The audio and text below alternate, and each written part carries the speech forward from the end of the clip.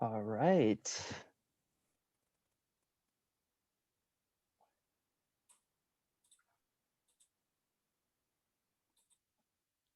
Do we have people trickling in? Looks like it. We've got about 20 people here with us now. Great. Welcome everyone. Session 3, day number 1, Triton Leaders Conference. Welcome everyone.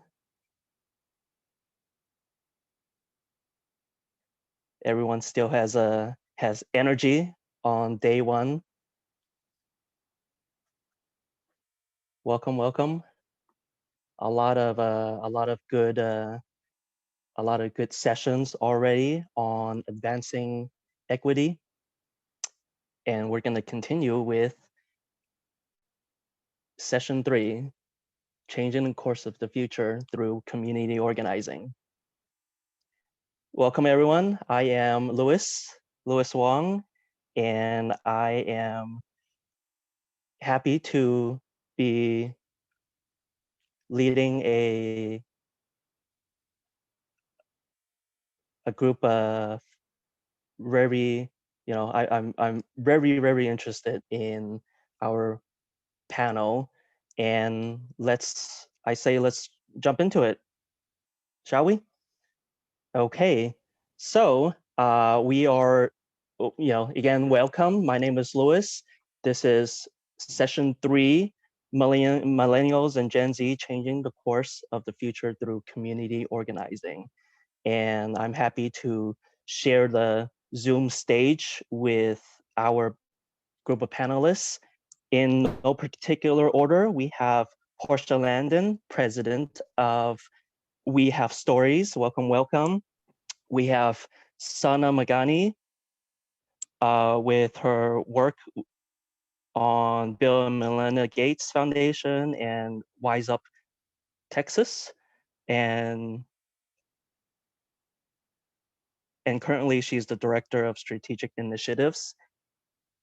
And we have Adan Chavez, associate manager, politics and government with Facebook. All right, I will begin with the very first question to the panelists. Because the topic is community organizing, and because we have such a wide background, I want to start with how each individual panelist likes to define community organizing. It could be in your specific role, or it could be with the nonprofits that you've worked with. And let's get things started with Portia. You have the stage. Hi, Louis. Thank you so much for the introduction. So I guess in my work, a little bit of background. I'm the president of We Have Stories, which is a nonprofit organization that its mission is to uplift marginalized voices from different communities, from different creators and creatives. So within community, in that art space, in that creative space, it's really how can we organize to uplift their voices? So I think that first identifying what community means for you is really important when we talk about organizing. And then once you identify what community you feel most connected to or feel is the community in need at that moment, it's really dependent on that. Organizing can look very, very different depending on what your call to action is, right? For instance, in a lot of the spaces that I occupy, a lot of creatives need money. So that might look like mutual aid, that might look like grants, that might look like finding pro bono work for the people that we're working with. So it really does depend on the community, but I think that the way I would define community organizing would be really dependent on that. So develop how you define community, and then be specific to what that community needs. Okay, and certainly with your organization, that would be the creative community, and certainly, with that, then it comes with the specific call to action. Awesome, appreciate that. And speaking of which, I want to remind everyone that we are abiding with the principles of community here at UC San Diego, and we are going to have a very respectful dialogue today, and we are, this is a very safe space for everyone. And I also want to note that we will have, I'm going to say 20 minutes, give or take, for Q&A session towards the end. So, all right, now I'm going to move on to same question. How do you define community organizing? And I'm going to go with Mr. Chavez. How, with your role at Facebook, but then also with your background, working with the educational fund at Naleo and Mi Familia Volta, I'd really love to hear how you define community activism and organizing. Of course. Thank you so much, Louis, and happy Friday, everybody. It's great to be on here with all of you today. So I think for me, when I think about the word community organizing, let me just say that first. I think that in so many different organizing circles, so many times we try to define this whole idea of community organizing. And I really think that community organizing looks different to all kinds of people. And whatever community organizing looks like to you, that is completely okay. And I say that because I think all of us can contribute to this larger movement and idea of community organizing. And of course, our contributions are going to look a little bit differently, but they're all, of course, going to be valid. But at least to me, when I think about community organizing, it's really about building the long-term power in communities where either they have been historically disenfranchised, historically disempowered, kind of put at the margins, right? And it's really about, on the other end, empowering these communities, providing them with this power that they have long been denied. And I'm not just talking about things like elections, right? I think that just like Portia was mentioning, there are so many different issues across all kinds of communities that sometimes a lot of the communities that are most impacted are not even aware. So I think community organizing is about bringing those people together, really educating them on what might be happening, and then engaging them and moving them to action, right? And that, I think, is a big key when it comes to community organizing. And for me, what that looked like was building, of course, electoral power. So previously, before I was at Facebook, I was at the National Association of Latino Elected and Appointed Officials. And of course, we're known for the work that we do within our association, but we were known for our civic engagement work. And for us, we were trying to help any legal permanent resident out there become a citizen. And once they did become citizens, we also wanted them to register to vote, right? It just happens to be that that is one way to organize communities, because once people are eligible to vote, they can, of course, exercise their electoral power and really elect the candidates and the elected officials they feel best represent them, right? But I think a key part of that is also enfranchising people to become citizens. And a big part of that too, you don't necessarily always have to be a citizen. I think regardless of our citizenship status or lack thereof, like I said earlier, everyone can contribute, right? I think in many cases, we kind of just think about voting, or when it comes to census participation, as kind of ways to community organize, but there are things that we can all do, from like drop literature, right, to pass out different material, or even say, for example, just have conversations with our community about what's happening, right, and what issues are most impacting us today. So I think for me, community organizing shows up in all kinds of ways, and that's what I would definitely say. Yeah, I thank you so much for that, Adan. With regards to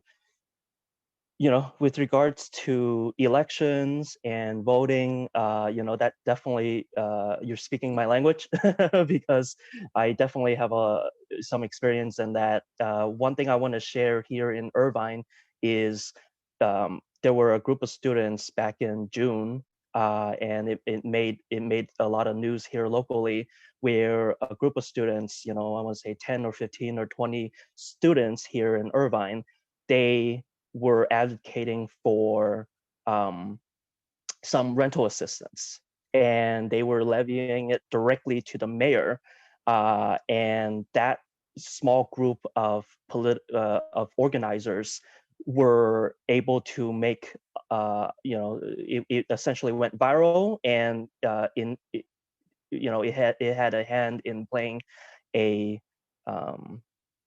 role in determining the outcome of the mayor of Irvine.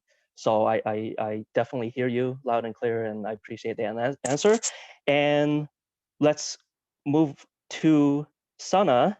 And I really, with the organizations you've worked with, Sana Magani, how would you define community organizing and how it manifests itself in the modern world?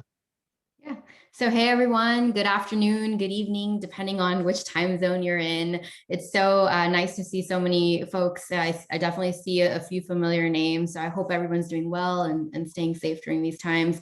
I'm also just want to do a shout out to Thurgood Marshall College. I'm a Marshall alum, and I cannot move forward in this conversation without bringing up TMC. So here we go. I see some hands up. That's great. And if you don't have your video on and you want to drop a line in the chat and talk about how amazing it is to be a TMC alum or a current student, we'd love to hear from you.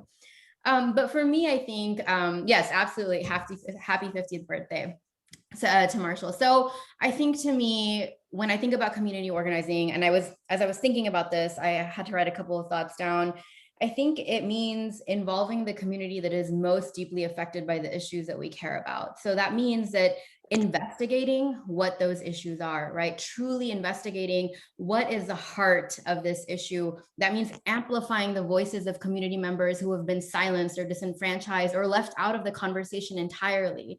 And so often I find that as a young person and working with other young people, we have a lot of energy and zeal and passion, and we want to get to it. But I would say that it's absolutely crucial and important to take a step back and understand what is my role in this work, and how can I create space for members of the community to really share the issues that they're facing right now. So I think involving the community, selecting those issues, and then crafting those demands together with the community. So I think there is that has to have some authenticity to it, right? And so, for instance, a quick example about my work, I work with the nonprofit Wise Up Texas, and our goal is to educate and empower the South Asian community here in Texas to be involved in civic life and in the democratic process.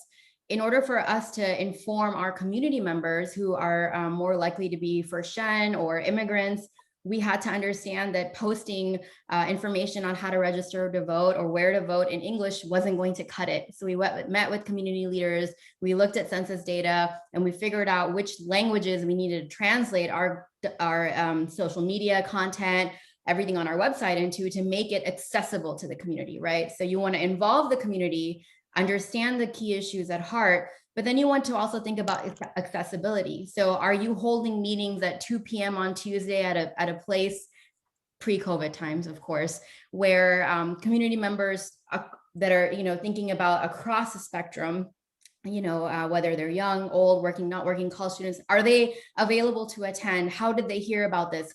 How can you spread the word? Who are going to be your partners in the community space who may not be organizing with you, but who can help spread that message, who can help get them involved? And so for me, when I think about community organizing, I think that it has to be authentic, right? It has to involve the folks on the ground, but it also has to be intentional. And finally, it has to be accessible. So you have to really think about very deeply and intentionally, what is this work for? Who is it for? And what ultimately are we driving towards?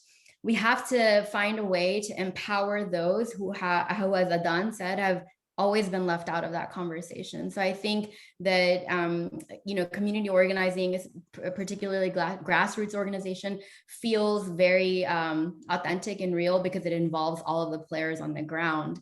And if we want to continue the work forward, you have to continue to kind of come back to that space and think about, why am I doing this? And am I making sure that all of those people are coming with me along for the journey?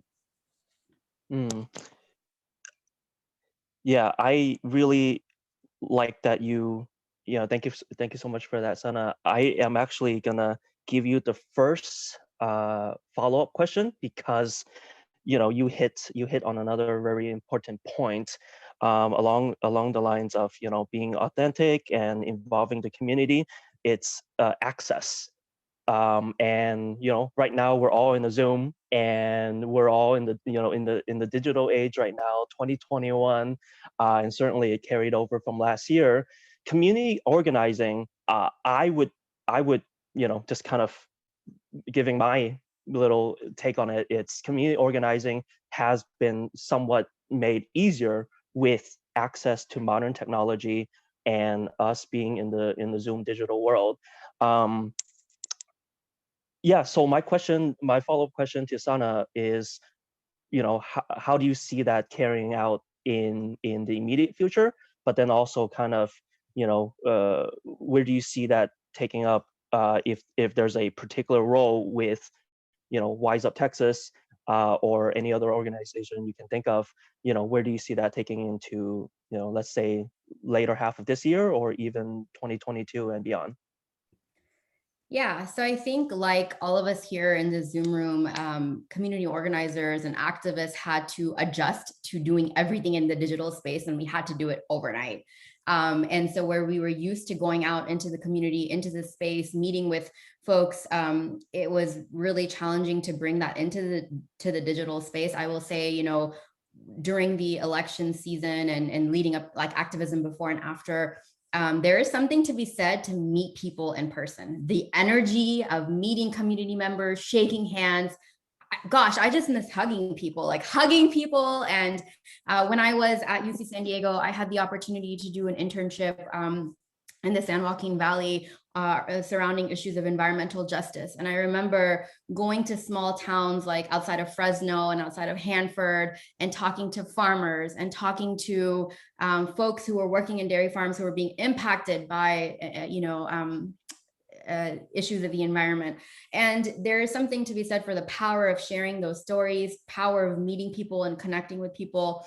And unfortunately, we have to also consider that the internet is not accessible to everyone. I know we have Adan here from Facebook, and so maybe he can talk about how social media was able to connect folks, which was powerful to see on social media how we all connected. But I think, I did miss, and I think that we're going to have to return to this, hopefully, once we get through the pandemic, is a way where we can think about, is getting online or on a Zoom accessible to all community members? It's likely not. We work with, in my space and higher education, many of our students didn't have access to internet, didn't have access to a device. So you have to think about, as community organizers, if we shift everything to the digital space, who are we leaving out? Again, who are we leaving out from the conversation? Whose voices are we not hearing?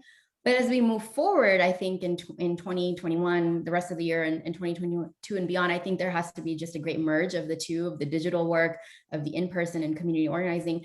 But I think as many of us saw what happened in Georgia just a few weeks ago, that it is possible to mobilize our communities. It is possible to empower people, to get people out to the ballot box, even in a pandemic, if we have the value proposition.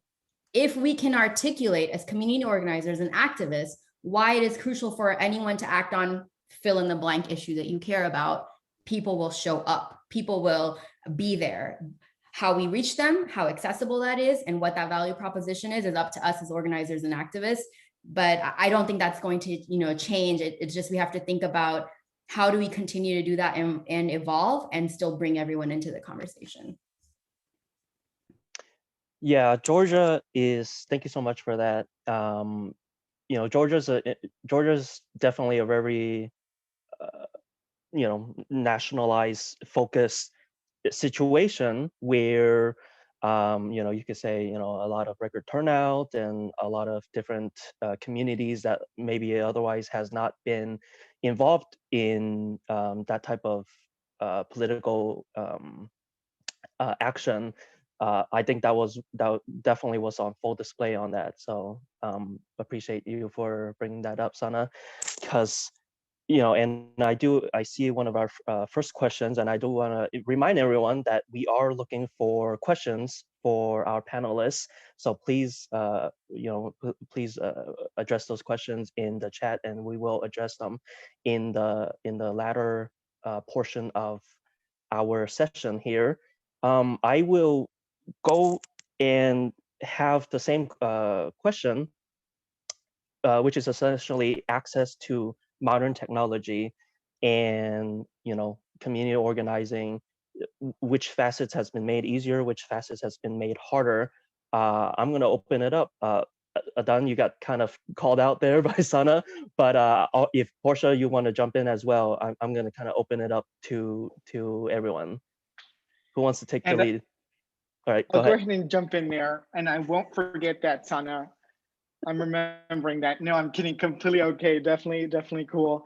So I'll just say that, I think that organizers have always been creative. I think that's a key part in community organizing is figuring out what works, what doesn't work, what are some of the best practices, and how to consistently, improve those best practices so that we're always kind of on top when it comes to coming up with new community organizing strategies. And that's literally what happened a year ago. Now that we look at the time, right? Like people had to take all their in-person outreach online. And I know when it came to like census outreach, a bunch of organizations were thinking about knocking on doors. Some of them wanted to have events. And so what ended up happening was that there was a cool kind of hybrid combination of things that took place. So like people did, still have very much in-person events, whether that was car caravans, right? Where they would drive across a neighborhood and they would have a couple of signs like, hey, don't forget to get counted, right? We saw that when it came to the election too. And we continue to see protests happening through cars when people are engaging in the community on issues that they're trying to solve, right? As opposed to, say, for example, knocking on doors and talking to someone about the election or the census, people were instead just dropping a piece of literature and running out the door, right? So that there was no in-person to person contact, right? I do think that that has meant that now more than ever, people are more connected, right? And people really took to all kinds of social media platforms, right? Like social media consumption went up like hundreds and hundreds of percent, like we've never seen before. For anybody who is in communications or digital media marketing, there's traditionally been different kind of peak moments, but now, and by the way, shameless plug here, now any moment is a good moment to post on social because people are always online, right?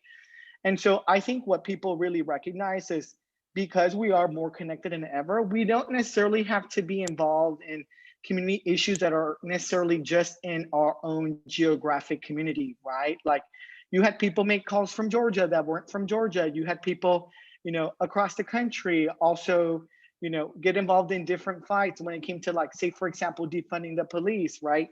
Even though it wasn't necessarily a discussion that was taking place in their own cities, people were still getting involved because they heard of a friend who was involved and they also wanted to get activated, which is what I think is really cool when it comes to the power of like digital and social media, right? That like as people, whether or not we're like communications professionals or digital organizers, we can really use these tools at our disposal, right? To be able to educate, engage, and mobilize different communities.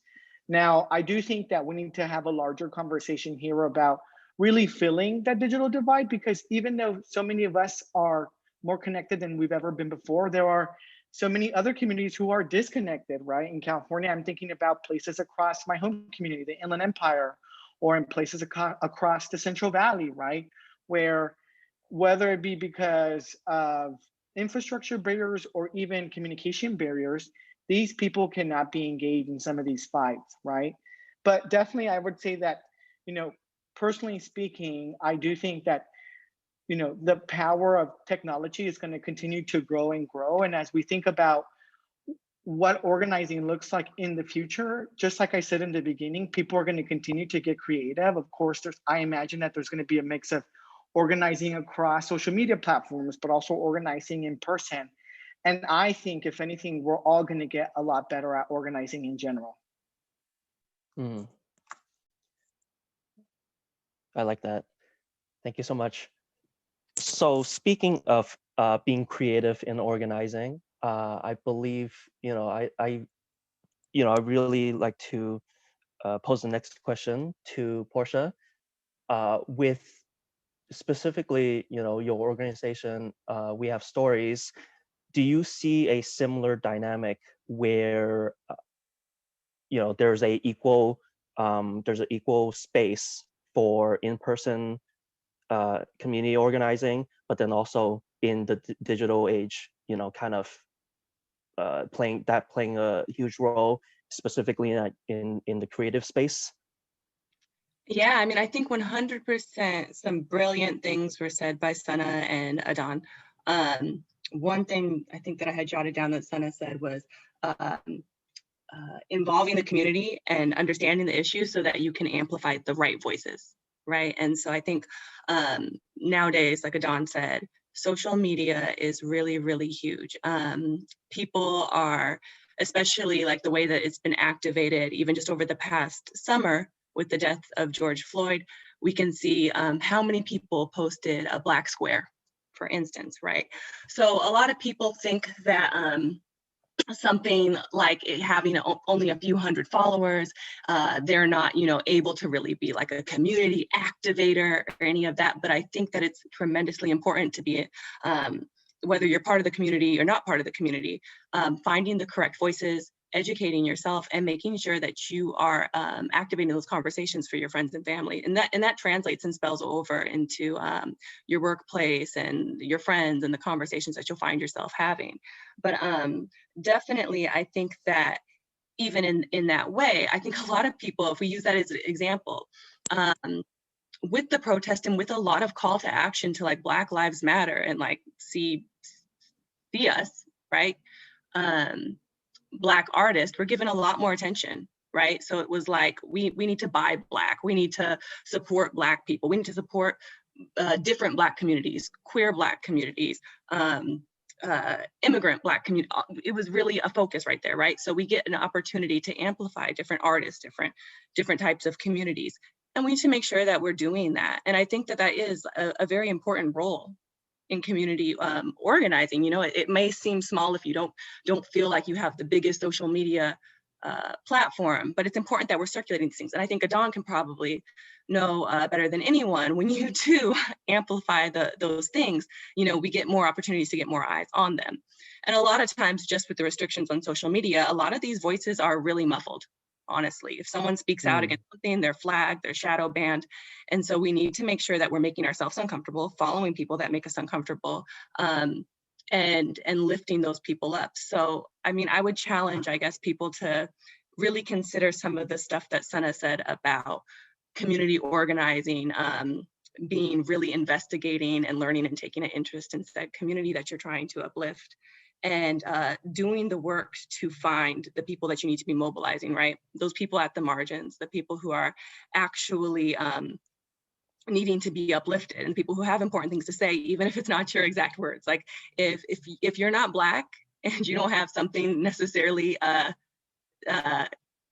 it shouldn't be your words. Find the right Black person to uplift and find their voices and share what they have to say, because it's important. And I think that when we do that more often, a lot of us think that we're not influencers or we're not social media activists, and we just see these people online and they're just, they're just people out here, but they're real people. And I think that these voices, once you start amplifying these people, you'll see them on CNN, you'll see them on the news, you'll see them on different outlets, you'll see them interviewed in articles.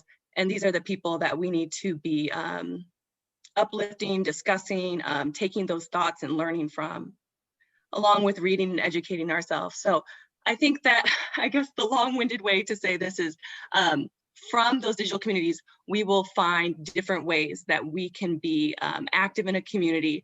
And moving forward, it's going to be important, even if we are able to gather again. Social media is really, really huge. And that translates across everything, right? So even with the protests, the ability for people to see what was going on, a lot of that was through social media. And so people would know where to meet.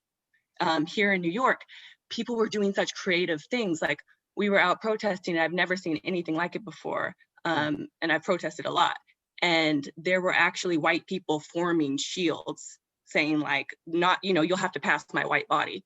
That was super creative and innovative, but that was something that I saw online, and then more people were doing it, right? So it translates. Those things, that innovation right there, isn't restricted to digital. It's now going to be something that's very interwoven. So I encourage people to really be invested in the communities that you're trying to uplift, educate yourself, educate others, and bring that into the conversations that you're having online and the way that you're showing up in person. Can I jump in here really quickly? Please. One quick thing. I love everything. I was taking a lot of notes too from Don and Portia, and I just love that. But really quickly, gonna go off on a slight tangent, but not really. so I saw this the other day, and I can't give credit to the person who posted this, but Google it, I'm sure you'll find it. I think someone recently posted that, saw on Twitter, it's been 235 or 36 days since Blackout Tuesday, since folks were posting Black squares on their IG or Facebook or wherever. So 230 days since you proclaimed on social media, as an organization, as an entity, you put out a statement, you did something on Blackout Tuesday. This is a really great time, not just because it's Black History Month, but at all times to go back and reflect on what have I done in the last 230 days? What am I doing today to continue to amplify Black voices, Black BIPOC voices? What am I doing continuously to check myself and my biases, but also of those around me? So I think there is this fine line between, and I don't know how the group here feels about this word, but maybe y'all have heard of slacktivism, right? But maybe it's easy to repost or reshare or put a Black square on your IG, but it is challenging to then say, reflect and say, how am I contributing to systemic oppression? What is my workplace doing? What is my community doing? As a South Asian, there is a lot of anti-Blackness in my community. How am I calling it out at my mosque? How am I calling it out in my community, in my family? So I think taking as activists and as organizers, pushing our communities to do more and think critically. And now is a really great time, right? A lot of people are thinking about Black History Month and learning stories and being inspired, but it's also a really great time to go back and say, hey, was I someone who posted that Black square? If I was, let me think about what I've done in the last 200 something days. What am I doing every day? And so that's a quick tangent. So we're gonna come back. Boop, boop, boop. We're back. Okay, back to the group. And Louis, if I can, I'd also love to jump in here. And I think this is the perfect time to mention, I think, an additional anecdote, right? Shameless plug. And I also believe she is a Marshall College alum. Somebody can fact check me on that. But I just recently got done reading The Purpose of Power by Elisa Garza. And, she is well known for the hashtag behind Black Lives Matter, right? And she didn't have the largest clout, the largest following. She didn't even plan this at all, right? She was seeing what was happening to Black lives across the country, and she just started pouring her heart into, all these different social media platforms. And from then, the next morning she woke up and the post had been shared and reshared and reshared, and it became such a big thing, right? So Portia's point on all of us are kind of micro influencers, and we all kind of exert some kind of level of influence in our local communities is something that I really want to make sure we all take today, right? And we all kind of think about moving forward. This is great because my very next question, 5 minutes ago was, we're here, we're all Triton leaders. That's why we're all, it's 5 o'clock here in California, San Diego, and we're all participating. It's been a very, very enlightening day thus far for everyone who's participated in the leadership conference. And my very next question, and essentially, Portia, Sana, everyone has essentially answered it, but let's kind of dive a little bit more. For maybe there's the student leaders out there, Triton leaders, or young professionals, Gen Z, millennials, or other professionals. What are, and this is open, this is a question to anyone who wants to jump in. It's how can someone, let's say they're new to activism, maybe they have participated in 1 or 2 protests recently, or, maybe their form of political protest, it's having a Black square, on the Facebook or social media, anything like that. I like to see what everyone's take on their advice on Triton leaders who want to get engaged with the community organizing, and taking that next steps. Anyone want to take this on?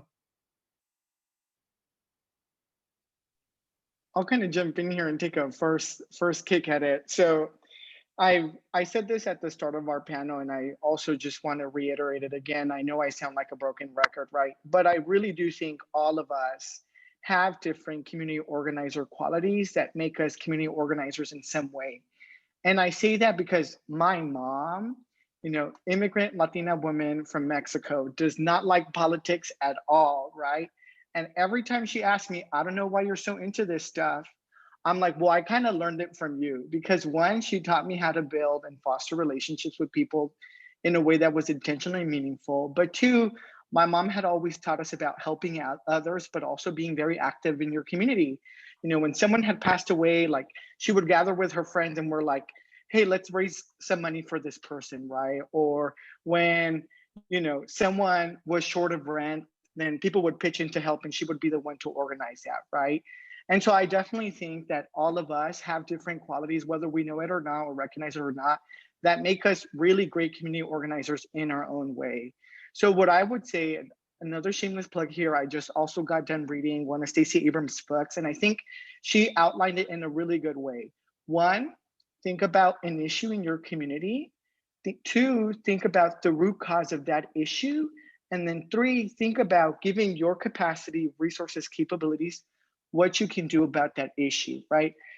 There's all kinds of issues. Issues are constantly changing. Some of these issues also tend to stay the same year after year after year. And I would just say people should really think about, an issue that really kind of sparks their attention and comes kind of top of mind, but also an issue that they're personally passionate about, right? Because once you have that passion, I think it's really going to push you to do things, think of things, and talk to people you never thought you would talk to, do, etc. So definitely that would be kind of my simple advice for anybody who either wants to continue their community organizing work or is trying to make their jump into the community organizing space. I can go next. I think, just going off of what Adan said, like a couple of things come to mind. First, I think if you're starting out and you're just, getting into community organizing or activism, it's really important to fine tune your listening skills. So listen to community elders. In the South Asian culture, listening to our elders is a really important part of our culture. So that's a part of how I operate. But it's also important, I think, when you're stepping into the community space, particularly if that is not your community, but you find that this is an issue that is really important and close to your heart, or you'd like to do something about it, listen to community voices, find a way to really, whether it's attending, and we can't do this in a pandemic, but virtually and hopefully in person soon, is attending a community, whether it's a church, a community center, a mosque, whatever where the community gathers, attending those gatherings and really listening and offering the space and the time for folks of color, whichever community you're working with, for that community to speak up and to amplify their voices. So that's the first thing. Second thing, I think when I was starting out, I was like, what can I offer? Like little old me, what can I do? Well, here's an example. You're a comms major, or you are working in a comms job. Community organizers, oftentimes it's the face of the person like leading the protest or doing the work at City Hall, but they have a whole army of folks behind them. Are you a comms person? Can you write powerful social media posts? Are accounting, we need folks to help figure out money. So if you did accounting or mathematics, I don't know. I was a social sciences major, so I don't know. But perhaps you're really good at fundraising. We need fundraisers. Maybe your power lies in your ability to foster and build relationships. We need those folks. So whatever major you have, whatever internship you did, whatever you're working in right now, I promise you there's a transferable skill. There's something there that you can bring to the community, because we need that skill. And it's very deceiving because you think it's the person at the forefront of the organization that is doing it all. That is far from the truth. There is a whole, team of folks that make it happen. And so take those skills that you've learned in your student organization work on campus, in your jobs, in your work. Take all of that and bring those skills. So it's not just showing up to say, hey, I'm interested, but what can you do, right? Letting people know what it is that your skill set is, but always listen first. Always allow space for those voices. And when you find that you've taken up too much room, step back and listen. I like that. And it actually goes back to what you originally said, Sana, on being authentic. And I think it goes back to, if I can kind of throw in my 2 cents on where activism, community organizing, it's basically be, authentic, be yourself. And I think, listen and kind of be open to the, all the organizations out there that, either you share a specific issue with, or it shares a particular community that you want to highlight and engage with. I think, listening and kind of being authentic and be yourself, I think that is, it's certainly, there's no other way. You got to be yourself, and you got to be, and whatever attributes that you can bring to that type of activism. It could just be as simple as speaking to others in the community. Either they share your own beliefs, or maybe they have another perspective on it. I think listening and being authentic, I really like that. Thank you so much, Sana. Portia, how do you see that type of community organizing? Do you, are there in your organization that you're working with, do you see new activists? Do you see new leaders? And maybe you can speak on a particular instance where you have maybe mentored, the next generation of leaders, right? Young leaders, right? Have you ever come across that? And what advice can you give to future young leaders? Yeah, 100%. So I think that touching on something Sana was saying about tapping into your skill set, right? So like identifying, I mean, we're all activists in our own right, right? That might not be your career, your full-time job. If it is something that you want to get into, definitely tap into your skill set, do what you're good at, and do it in a space that does good for a community, right? Whether that's comms, whether that's finance, if your passion is uplifting a community, find your place there with what you're good at. So definitely agree with that 100%. And then also put your money where your mouth is. If you are working a big corporate job and you don't want to go work nonprofit or something, start giving some funds, start donating, and doing things that are even just something as simple as like Sana was talking about Black History Month. Something I cannot stand is when we ask people to do work and don't pay them, and then act like their reward is work, like as if being a woman of color isn't hard enough in the workplace. Like, now you get to do this Black History Month thing for your team. Like, no, that's not a reward. Like, hire experts, pay them well. And if you want people to do additional work, also make sure they're actually qualified. Just being a person of color does not make somebody qualified in that field. There are people who are experts, people who are trained to be doing this work, and you need to find them and pay them. And you can check your managers, check your company if they're not doing that. So definitely, like, that's a way to just even be an activist in your own personal life. Speak up for people, make sure that people are getting paid. So outside of that, I guess in ways too, definitely, I think to activate younger people from Gen Z or millennials, I think something that we've seen a lot of is, for instance, my partner and I started a fundraiser, like a mutual aid for people who needed help. It started as trying to help creatives, people who didn't have work because of the pandemic, and helping them out with some rent relief. So we started this hashtag, rent relief. And that's initially what it was. It blew up. We ended up raising like $1 million. So we were giving it to people who just needed rent relief. But one of the young women who asked for some funds was a young photographer. And she was like, I want to be the first Black nature photographer to be in National Geographic, all these different goals. It was awesome. And I was like, okay, here, yeah, like, awesome. Like, please pay your rent, like, do your thing. She's an amazing photographer.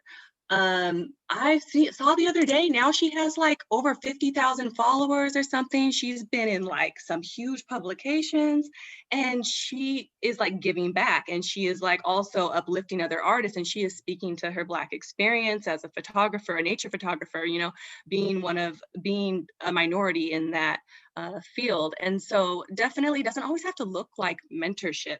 Like, do what you're good at for sure, but also like, I'm kind of good at fundraising, and my fiance is phenomenal at fundraising. So we just happened to start this up.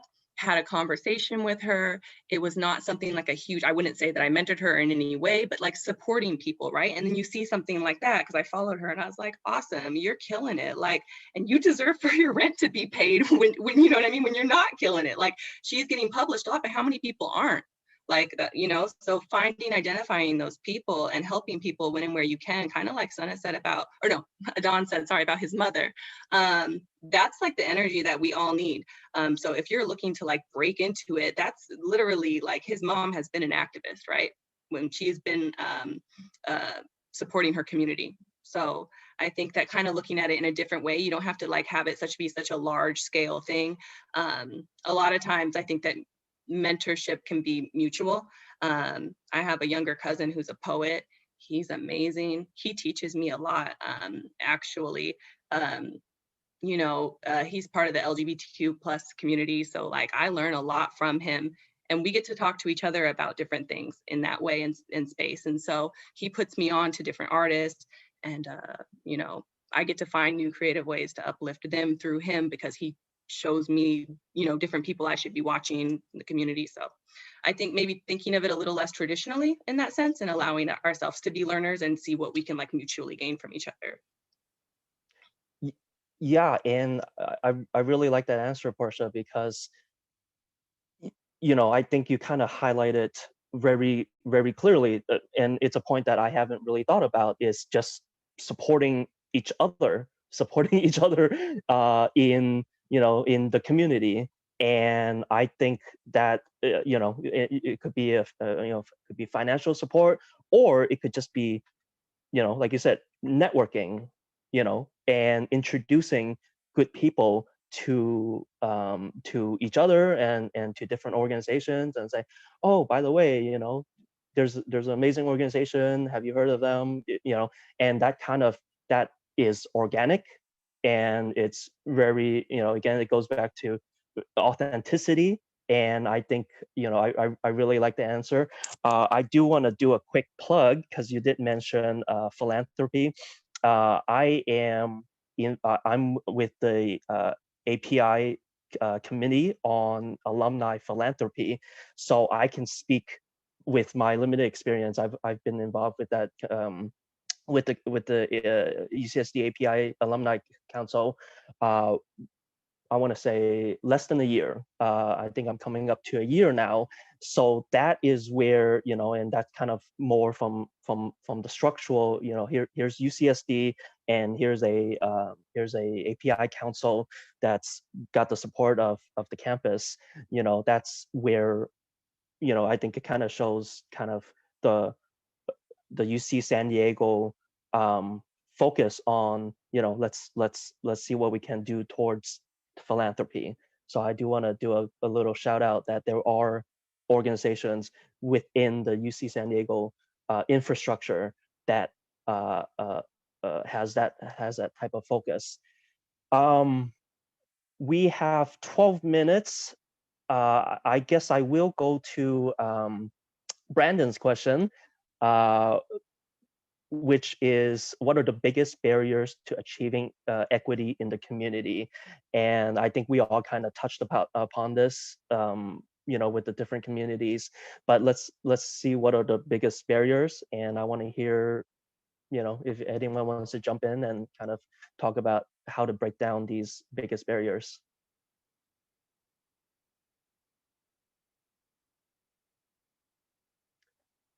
Should I talk? You know, let me pick, Sana. Sure. And I was making sure if Adon or Portia had something to say, that they had the opportunity. You know, that's a loaded question, because there are many barriers to equity, I think, in our community, and it depends on which angle and which perspective you're looking at. As you know, the pandemic has disproportionately impacted Black and Brown communities. And so I'm just going to focus on that right there. So as we think about what equity looks like in our communities moving forward, and I hope what we soon will be able to say a post-pandemic world, please, is that how do we think about the disproportionate impact the pandemic has done on these communities, and how do we then uplift them and move them forward? Because as you know, there are some communities that are even before the pandemic, were already dealing disproportionately with environmental racism and discrimination. They were dealing with, perhaps not having the resources that they needed to excel and soar as other communities did that were predominantly white, whether that be education outcomes, health outcomes. There are disparities across each sector, and no longer can we ignore those disparities because the data is there. The numbers show us that there are disproportionate incomes and outcomes, disproportionate outcomes for Black and Brown students. And if you look in my sector in higher education, you look at the retention and graduation rates of first generation low income students that come from communities of color. And you can study this. I took a doc class on it, TMC plug again. But if you take a look at that, and you take a look at across all of these different aspects here in Austin, specifically where I live, we're dealing with the maternal mortality rate of Black moms.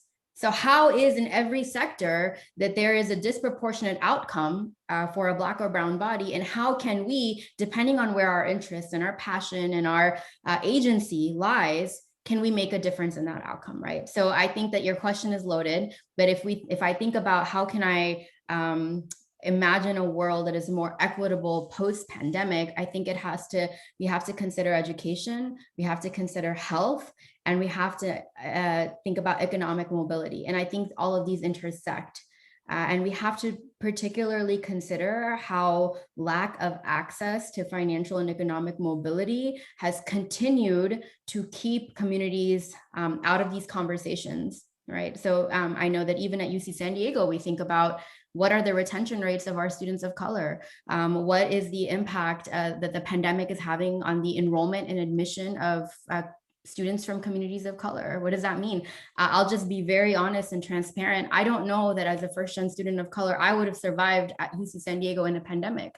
So if there are campus leaders on this call, what are we doing on campus to support our community, our students? And what are we doing to support those who work on campus, who clean our dining halls and lecture halls? What are we doing for all of those folks who we know are disproportionately impacted? And equity for me means real solutions beyond lip service, beyond book clubs, beyond talk and committees, actual solutions that result in equitable outcomes in health, economics, and education. And so until I see that, I think we'll have to continue to push. We'll have to continue to push our community leaders, activists, and all those that are involved in civic life and governance to keep bringing this back to the forefront of every conversation. I love when Sana talks. She gets me like so fired up. I'm like, yes, yes, yes, all of it. Education, health, and economic mobility. She said that as like intersection. Yes, definitely. I think also the concept of intersectionality in general, right? And so I truly believe that if we are lifting the people who are at the very bottom, that can do wonders for anybody else, right? So like we need to lift from the bottom. So although we all obviously have our own different, we live in our different margins and different communities, we also have privileges, right? And so if we're uplifting, for instance, the rate of employment is, I think like 50% for Black trans women. What are we doing for Black trans women? If we're working for Black trans women, that inherently helps Sana and myself as women of color, right? Like we need to be lifting from the bottom. We need to be identifying the different intersections. Although, gender might play a role, we need to look at gender, race, economic status, education, all of these different things, and find the people who are at the lowest and on the margins, right? And once we can lift those people, I think it does something for everybody. So definitely when we're talking about barriers, don't just think about yourself. Think about the people who are below you. Think about your privilege and think about how you can use your privilege to speak up for other people. And that's when we create change.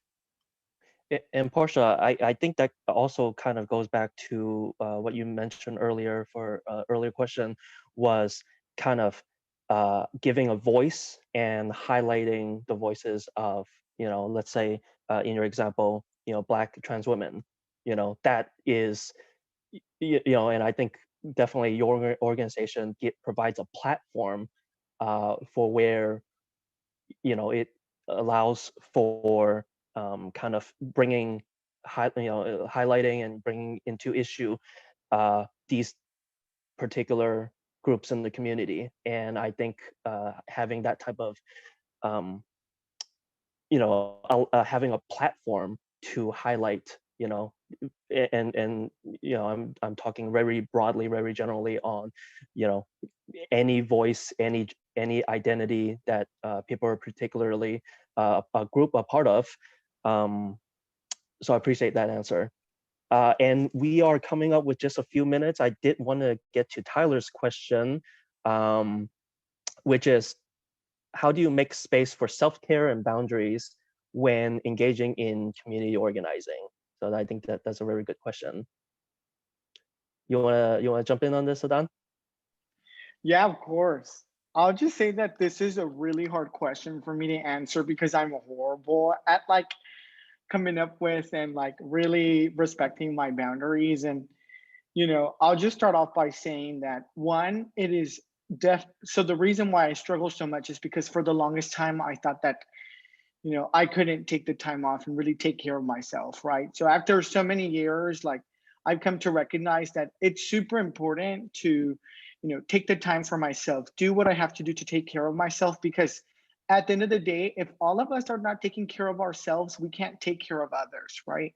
I think in community organizing, just like power building is a long-term struggle. I think that if we really want to make all of our work and our movement sustainable, then we have to really keep self-care and community care really at the top of mind, right? And so even though I'm horrible at this, I always try my best to, take some time for myself, whether that's reading or exercising or talking to a friend on the phone, right? Or listening. This is kind of bad, but I like listen to a lot of like podcasts about like technology, democracy, and organizing. So maybe it's like not the best way to spend time, not about work in work, right? But again, just want to highlight that it is okay to take the time. Like it is okay to step out from time to time. Like doing that doesn't mean you're not a good organizer. Doing that doesn't mean you're not a good person or a good leader, right? I think in fact, it's the opposite. It does make you a better leader and it makes you better at your work, right? So that would be kind of my word of advice there. Yep. I just threw something in the chat. I did not say this, so do not attribute my name to it. It has been said for a long time now, but that rest is resistance. And so when you feel that you are taking a step back, it does not mean that you are not continuing to be a part of the movement or you're not continuing to resist. I think that it is important to rest, to recenter and recover and then get back into the work. But also, I think we have to consider how white supremacy is tied to this notion of this like grind culture where you just have to go, do, and do more, right? And so how do we like resist that culture? How do we resist that urge to continuously produce and do more and show up? I think in a time and place where Black and brown bodies are attacked, deported, silenced, murdered, we have to take time to protect ourselves and our people. And so if that means you're going to stay at home tonight and binge watch, insert show you are binge watching right now on Netflix, you should do that. If that means that you need to check in with your aunties and your sisters and your friends and family members and do a Zoom call with them, you should do that because it is sometimes a really scary place to be outside on the street, whether you're protesting or whether you're even showing up on social media. And I think that it is important for us to step back to protect ourselves because you have to have your back and you have to care for yourself first and you have to care for your community first, especially when we know that the powers that be do not care. Great. I think we are coming up towards yep, there we are. So thank you to a group of panelists. And, I definitely really enjoyed everyone's answers. Very amazing discussion on this entire topic. And I think there's a 5:30 session, but then there's also day 2 continues tomorrow. So again, thank you, Sana, Portia, Adan. This is really, I hope that everyone has a, takes away from this hour of session to continue being amazing Triton leaders, and hope everyone have a wonderful weekend. Thank you, Louis, and thank you to all of our incredible speakers. I cannot say enough how proud I am to be a Triton. So yes, please join us for the 5:30 networking session. If not, we have a wonderful keynote tomorrow morning from Dr. Alondra Nelson. So thank you all very much. This session, as well as all of the sessions from today, will also be available on demand in the next couple hours in the conference hub. So review them and share them widely, and we will see you soon. Thank you all so much. Thank you.